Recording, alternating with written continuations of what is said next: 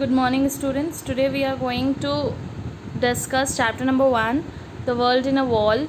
This extract is from Gerald Durrell's autobiography. I told you in the live class also कि ये autobiography है गैरल ड्यूरल की, और उसमें से ये अपना एक्सपीरियंस शेयर कर रहे हैं जब वो अपनी फैमिली के साथ कॉर्फ्यू एक आइलैंड में शिफ्ट हुए थे जहाँ पे उनके ओल्डर ब्रदर रहते थे, लैरी.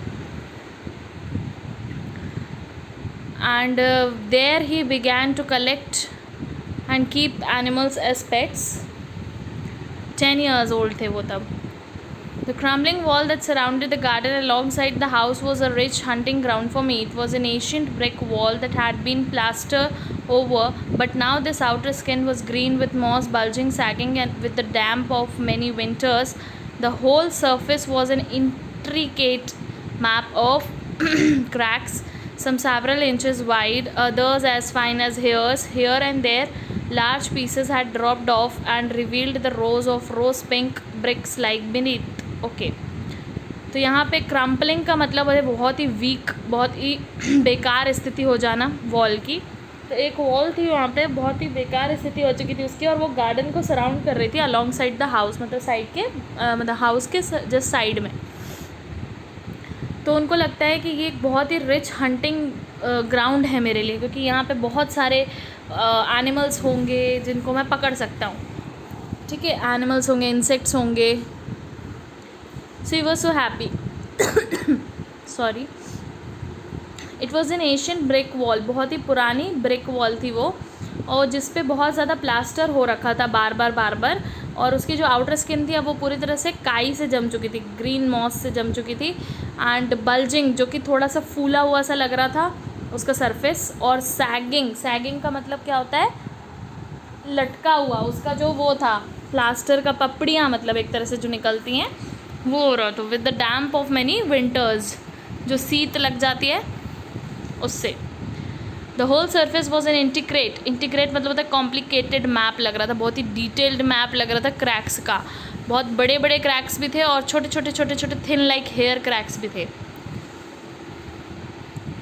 और कहीं कहीं से वॉल का जो प्लास्टर था वो उतर चुका था, तो ब्रिक वॉल जो थी वो साफ साफ दिख रही थी. The inhabitants of the wall were a mixed lot, and they were divided into day and night workers, the hunters and the hunted. At night, the toads and the geckos were the hunters. Their prey was the population of stupid, absent-minded crane flies, moths of all shapes and sizes, and rotten beetles hurrying with their night work. By day, it was difficult to tell the difference between the prey and the predators. Everything seemed to feed off everything else.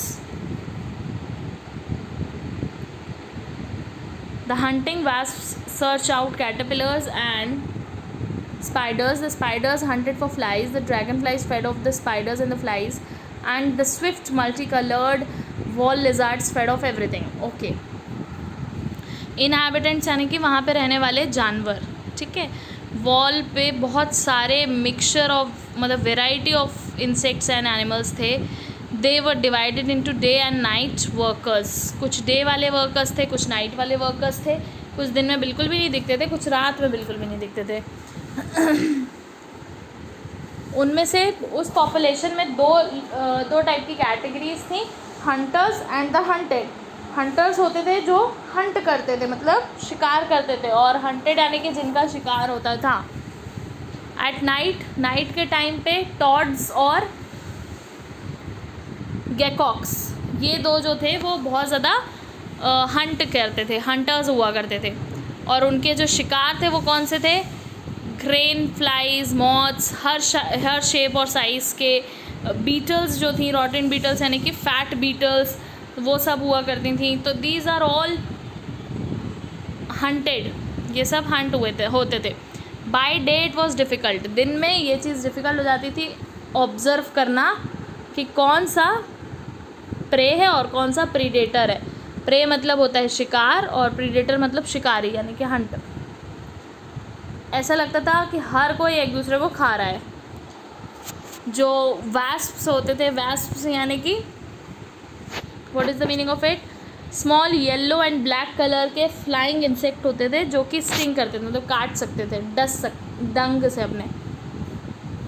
Search out caterpillars, वो caterpillars search करते थे, और spiders जो थी वो flies को खाती थी, और ड्रैगन फ्लाइज जो थे वो स्पाइडर्स और फ्लाइज को खाते थे। And the swift multi coloured, और स्विफ्ट मल्टी कलर्ड लिजार्ड्स जो थी वो सबको खाती थी। But my favourites were the shyest members of the wall community who did not seek any attention. They were also the most dangerous. You hardly ever saw one unless you looked for it, and yet there must have been several hundred livings in the cracks of the wall. It was if you gently lift a piece of the loose plaster away from the brick, there crouching beneath it would be a little black scorpion, an inch long, looking as though he were made out of polished chocolate. अब डरल ये बात बोलते हैं कि उनके favourite इतने सारे इंसेक्ट्स में से उनके सबसे ज़्यादा फेवरेट कौन से हुआ करते थे, सबसे शाइस्ट मेंबर ऑफ द कम्युनिटी, जो सबसे शाइस्ट होते थे, यानी कि शर्माते बहुत थे, वो अपना अटेंशन कभी भी सीख नहीं करना चाहते थे, मतलब उनको अटेंशन नहीं चाहिए होता था। They are the most dangerous one, सबसे ज़्यादा डेंजरस भी होते थे। जब तक आप उन्हें ढूंढो नहीं तब तक दिखते नहीं थे।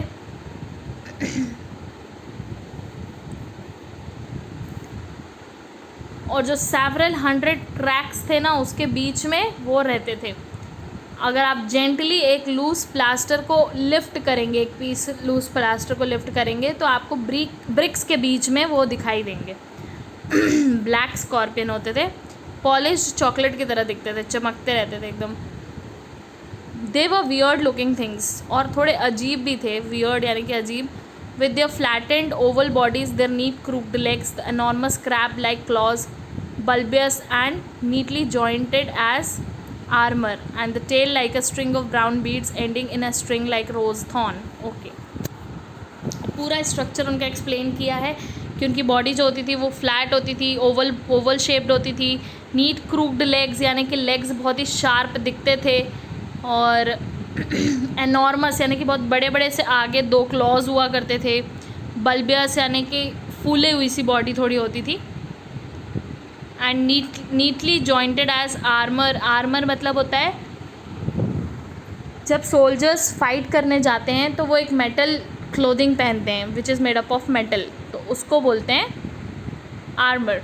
एंड द टेल जो होती थी ऐसा लगता था कि उसमें बीड्स लगे हुए हैं, जैसे ज्वेलरी बनती है बीड्स लगे हुए हैं, और वो उसकी जो स्टिंग है वो एंड होती थी कहाँ जाके, एक स्टिंग पे जो कि क्या था, रोज थॉर्न जैसा दिखता था, कांटा एकदम, उसी से काटते थे scorpion would lie there quietly, वहाँ पे वो चुपचाप रहते थे, लेकिन और आप उसे एग्जामिन कर सकते हो इजीली, लेकिन वार्निंग साइन के तौर पे, मतलब वार्न करते हुए वो क्या करते थे, अपने टेल को रेस करके रखते थे, रेस यानी कि उठा के रखते थे कि अगर मेरे पास ज़्यादा आए तो I'll bite you. So this is the summary for the day 1. We will meet tomorrow with the day 2 summary. Okay, thank you so much. Have a nice day.